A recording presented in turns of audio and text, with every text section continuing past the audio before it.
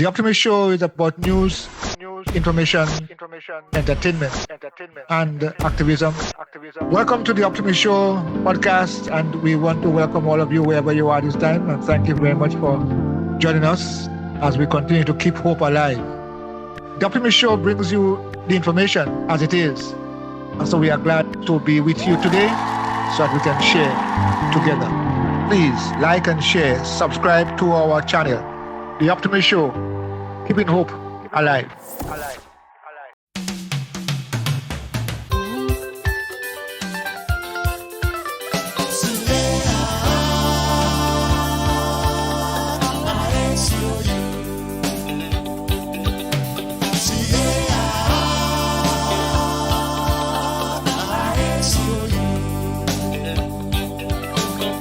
Welcome to Carriacou, where traditions, culture, and connections meet.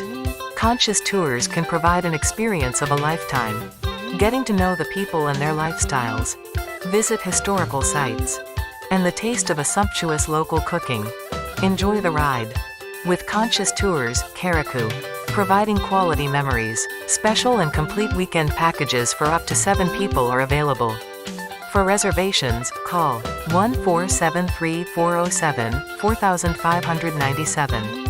Conscious Tours, Carriacou.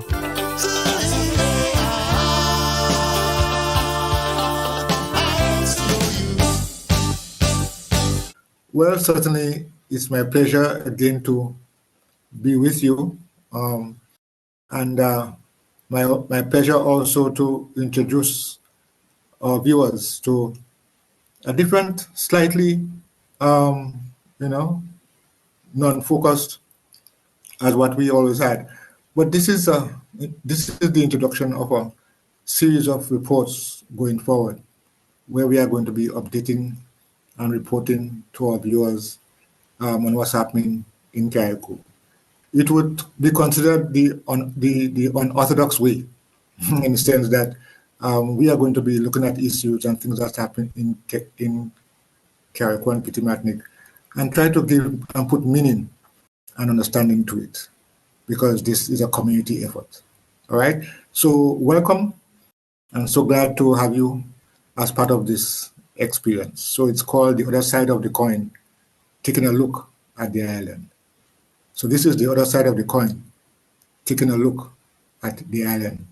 Or let me say the islands, because we also want to tell you what's happening and see what's happening in Petite Martinique as well.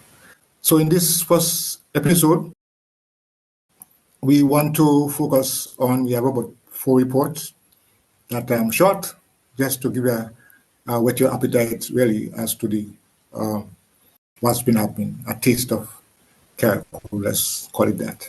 So we're going to be paying some tribute to, very short, to one of the well-known bus drivers here in Carriacou who passed and was buried recently, Shag. Of course, most of you, especially from the Mount Pleasant, Mount Royal, Topil, and Belair areas, would have known him because he served there for many years. So we'll have a short tribute to him. We also want to go to the church. We had the opportunity to visit and attend a children's program, Easter program. Around these times, Easter and Christmas and so on, there's always the programs, especially by the Sunday school departments. So we had an insight into that, so we'll share that with you also. And we'll also share with you the concerns that were raised by lots of residents in Mount Pleasant, Granby, and surrounding areas about the appearance of sargassum. And it created a lot of concern, raised talking points in the village. We'll talk about that, as well as we'll give you an update as to what's happening inside the museum. There are plans, there's a call to action, and of course we want to encourage all our viewers. So listen, these are the things that we're going to be talking about in this report, The Other Side of the Coin, taking a look at the island. All right, we begin this report, Other Side of the Coin, taking a look at the island, with the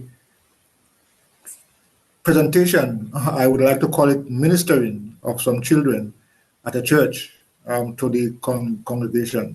You know, at the beginning, I talked about how during these religious times, special times in the year, that the church focuses on, really, like Christmas and Easter, they always have Christmas programs and Easter programs. And the children are given an opportunity to display what they would have learned during the course of the year, and specifically would focus on the time at hand. And in this case, there was we had the opportunity of seeing the boys and girls at the Glad Tidings Assembly, that's the Pentecostal church here in Hillsborough. They performed, they sang, and of course, all part of the growing up process, growing up in the church and understanding, what they are saying and what they are doing and called upon to do. So I want to say that, hats off to people like Cathy Charles, who is the head of the Sunday School department, for guiding this process, and of course all the other helpers, teachers, and workers, and brothers and sisters, generally speaking, at the assembly. So we're going to see some of what they would have done, and let's support them. Let's support them. Let's encourage them, because I think it's a very good start. These things would not go away easily. They will stay with you at some stage.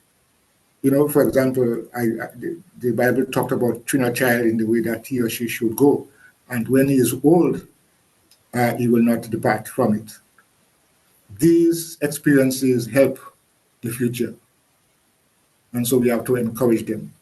It was a heartwarming situation when I looked at the youngsters, especially boys, and mainly boys, were there in expression, of something positive, something spiritual, and they would have recognized exactly what they are doing, what they are into. And I wish them well as they continue to minister, not only to the congregation then, but to people in general, because they too have to be ambassadors. They too have to be leaders tomorrow. And we want them to be positive. All right, so that's what it is. The youngsters have done what they could do, and that was the Easter program 2025.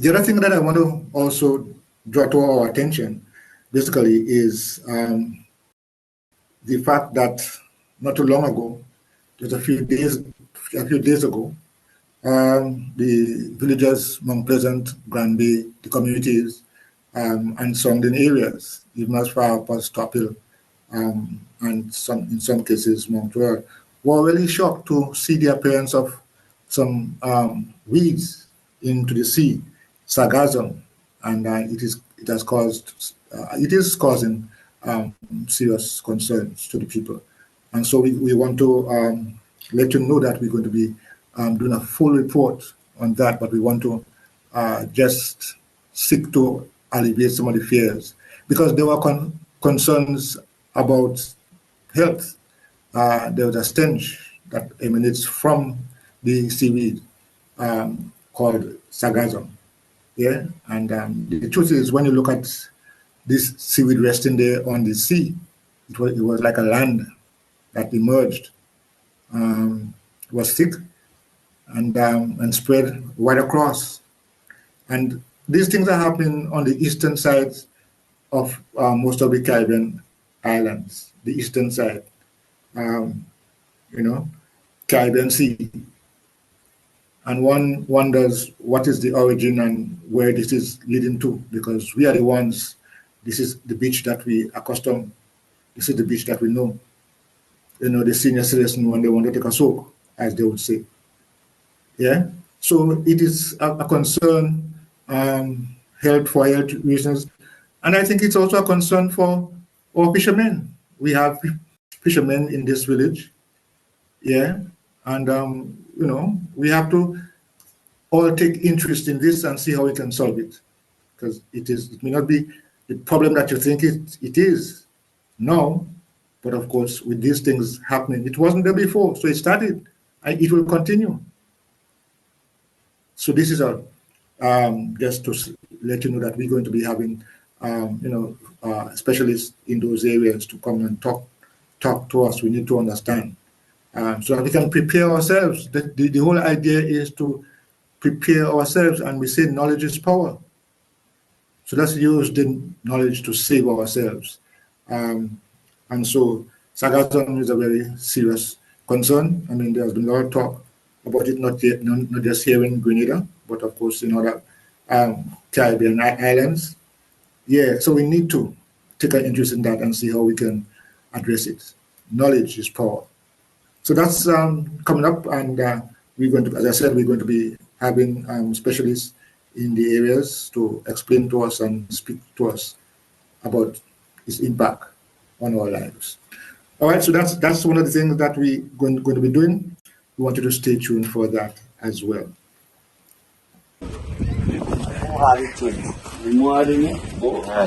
So you like to have to start to work on soft now to come down.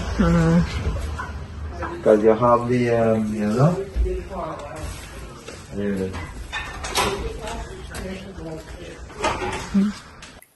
We have mentioned at the beginning the issue about the museum. And of course, many of you, especially if you live here in Carriacou, on island, or if you visit, you will see the destruction from Hurricane Belair. It is still there. Nothing much has been done.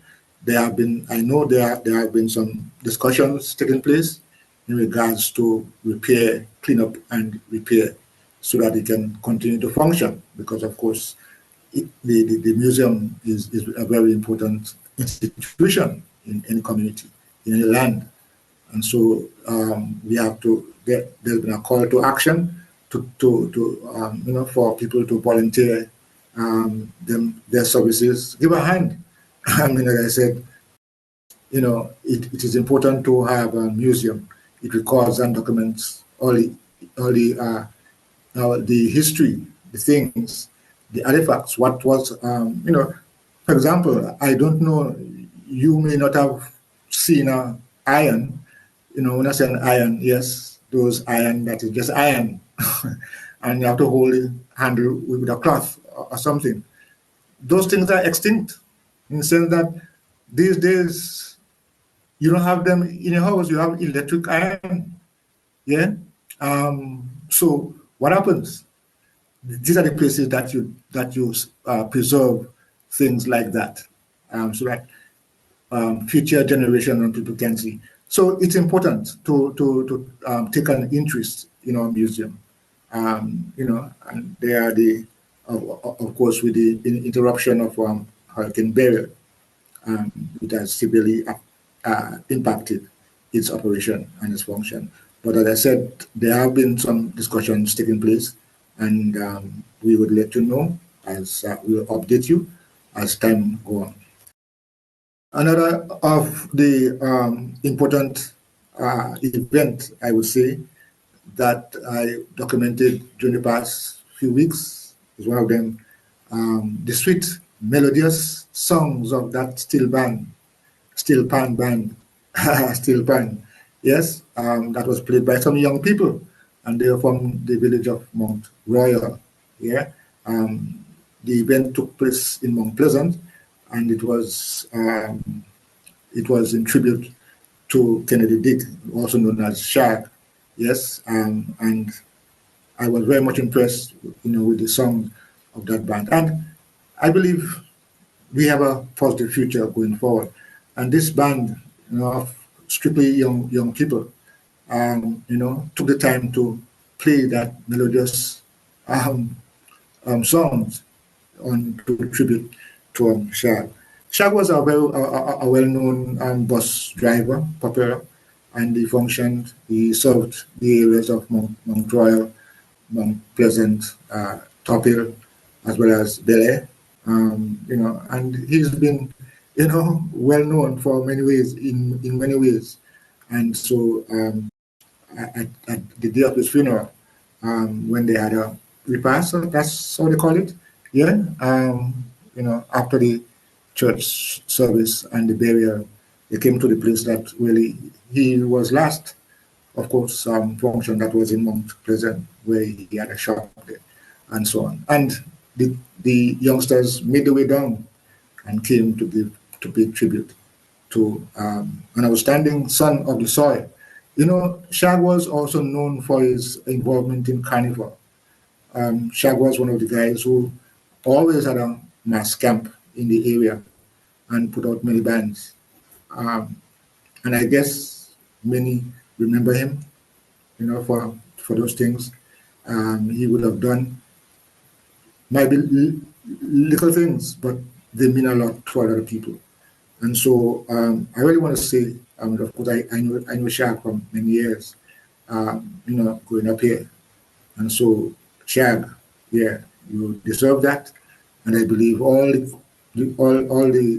everyone in the communities, yeah, around, really appreciate what you would have done. Of course, sometimes it is said, don't say it after. But of course, I think in so many ways, it was expressed to him while he was here with us. But tribute to Kennedy Dick, also known as Shag, well-known carnival, well-known bus driver. Rest in peace.